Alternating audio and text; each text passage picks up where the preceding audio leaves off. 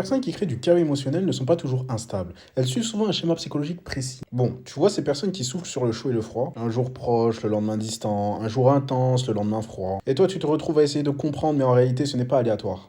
Le psychologue Théodore Milon a étudié les styles de personnalité et décrit des profils avec une forte dysrégulation émotionnelle. Ces individus ressentent des émotions très intenses mais ont du mal à les stabiliser, donc leur comportement devient imprévisible. Ensuite, le chercheur Peter Fonagy explique ça avec le concept de mentalisation. Quand une personne a une faible capacité à comprendre ses propres états mentaux et ceux des autres, elle réagit de manière impulsive sans cohérence relationnelle. Elle crée du chaos sans forcément en avoir pleinement conscience. Mais il y a un autre point important. Le psychologue Joseph Ledoux montre que dans certaines situations, le cerveau émotionnel prend le dessus sur le contrôle cognitif. Donc la personne agit sous impulsion émotionnelle puis rationalise après. Et toi, tu subis les variations. Donc le chaos émotionnel n'est pas juste un trait de caractère. C'est souvent une combinaison de dysrégulation émotionnelle, faible mentalisation et impulsivité. Si tu as besoin de plus de conseils ou d'informations concernant mes accompagnements et mon école en ligne, contacte-moi en privé. Le but, c'est d'aller beaucoup plus loin dans la compréhension de la psychologie humaine avec énormément de sources. Et surtout, ne plus jamais confondre intensité émotionnelle et stabilité réelle.